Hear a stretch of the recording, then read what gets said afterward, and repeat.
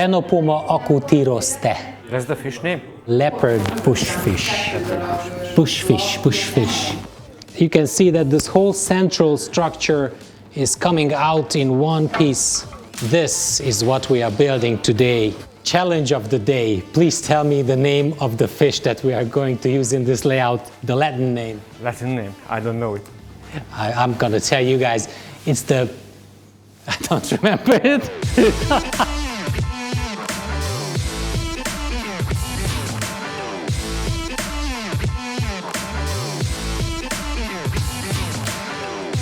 Welcome to the beautiful world of aquascaping. Today I'm here with Gary and we're building a 120p tank for a fish named... Leopard bushfish. Yeah, you didn't want to say the Ctenopoma acutiroste. You say leopard, I say bushfish. Leopard. Bushfish. Leopard bushfish. Leopard bushfish. Leopard bushfish. Very exciting times ahead. Stay with us. Leopard bushfish. What did you do? You moved it. No, I break it. Don't push it. We tried these screws before in other layouts and they don't rust underwater, so they're fine.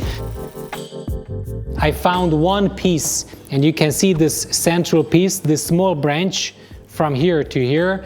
That was the main starting point. And as soon as I put it inside the tank, I just realized that it would look good if the whole thing would lean forward. So you guys see that this whole thing is pointing. Can you see that? So it's making like a C shape from the side, but it looks like a cave. Yeah. I decided that I need a central composition. And then I started to try to open horizontally the whole structure by cutting wood pieces. You can see that all these wood pieces are cut at the end, see?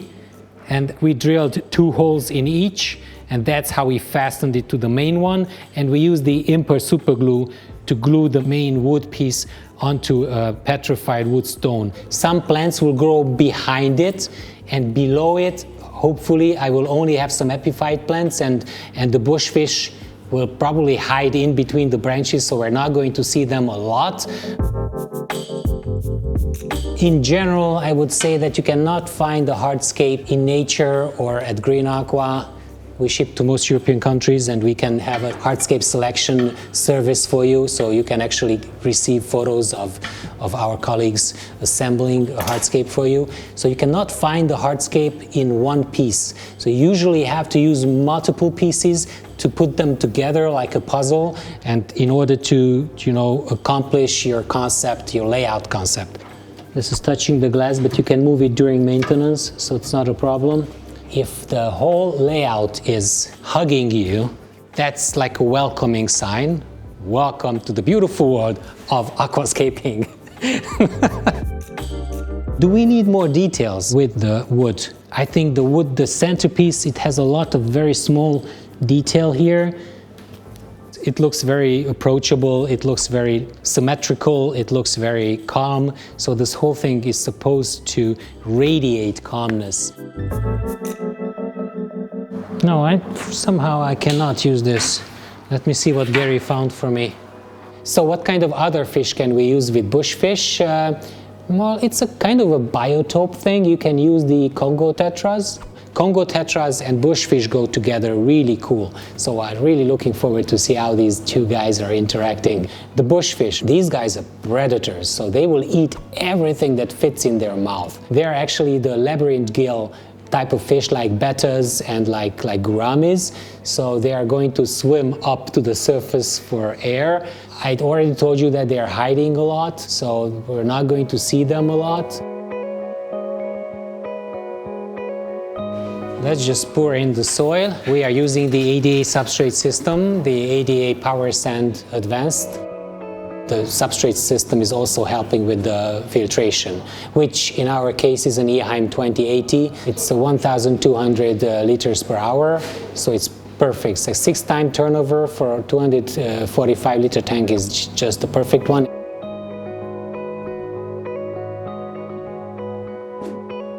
Obviously, we have the CO2 reactor underneath this tank. Carbon dioxide is very important for plants. I need to distance everything from the front because I will have sand here. Amazonia version 2 contains the tabs that need to be sprinkled inside the substrate so that the plants will get enough nutrients from the clay-based soil. We have a lot of videos talking about technology and talking about the different aspects of the aquascaping hobby. Check them out. Yeah, we don't have Colorado sand. This is La Plata, that is La Plata. So let's use Colorado in the front. The bushfish has a brownish color. The Congo tetras have this nice silvery bluish color. So putting a red sand with that is going to look very unnatural. I would love, Gary, I would love to have something that is grayish. This is white, man. What is this? It's our last Did you building. build this? Yeah, yesterday. Oh, cool. Check this out. He built this yesterday. Well, it's not a good picture because it was made for us to be able to evaluate it and see how we built it and talk about it. So keep that in mind. Don't forget that this whole thing will be brown. So let's take this out. Let's use the round pebbles.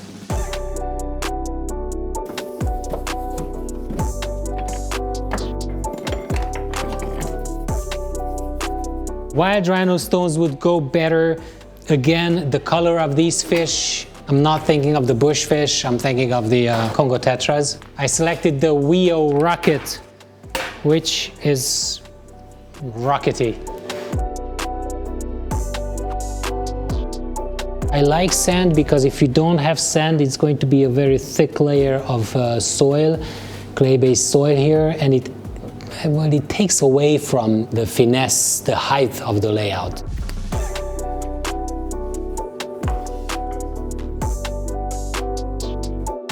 Let's have a sand path, let's try it. So we're not going to plant anywhere where you see these rocks.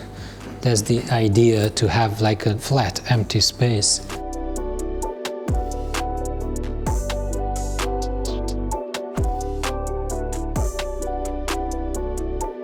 As soon as I start putting in details, you will love it. If we move the sand path on two sides to the back, that would add a lot of nice detail.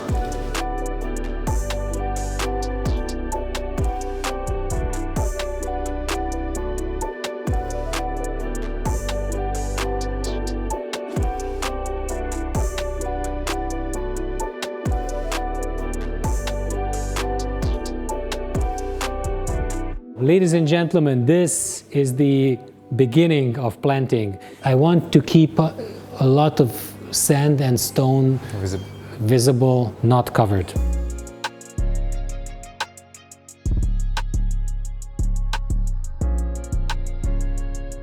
Small Bobitis, the Deformis, and the Trident. Those are the epiphytes that will go in the back.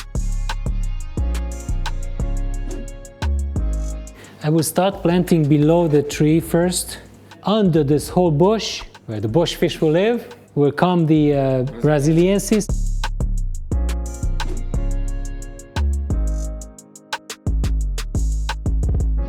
Symmetry is very important with this scape, so I'm trying to also apply that for planting.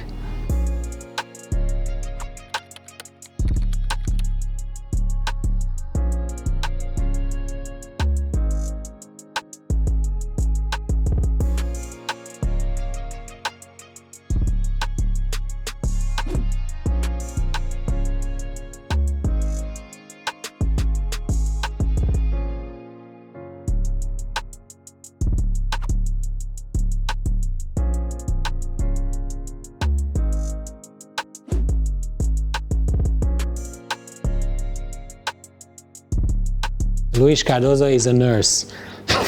He's doing this every day 10 times. So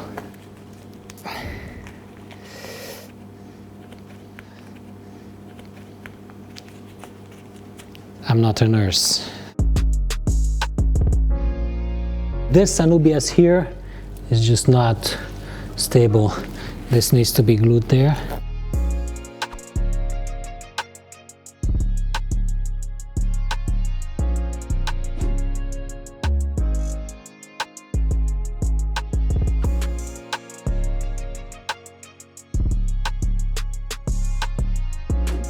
The Wendy TI green, those will also be living in the background somewhere. Bukit Kelam bucephalandra, which will go as an accent here and there. The layout starts to disappear as I introduce these. Right now, this whole thing looks a lot bulkier than it's going to look in about 3 months. I want to let these grow out all the way to this point from here and all the way to this point. So this whole bush will be this big, and the leaves are going to stretch out in all directions.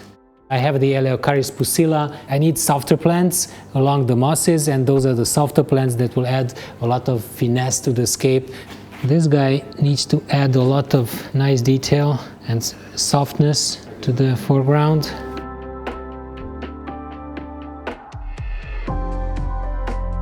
Am I planting densely enough? Oh, you can, it's okay.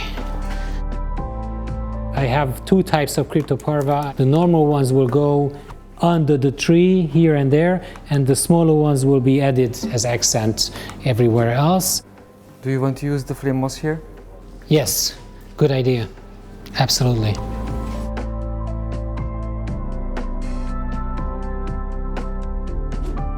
I can plant flame moss as an accent.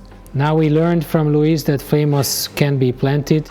So I will be using flame moss to the end point in the back of the Eleocharis. You can put some flame moss.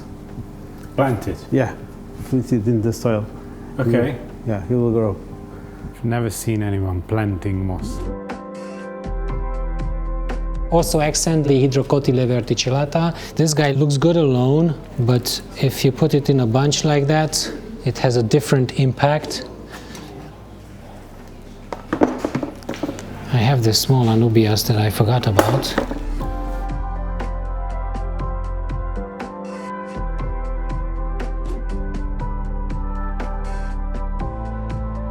I started gluing the moss onto the rock.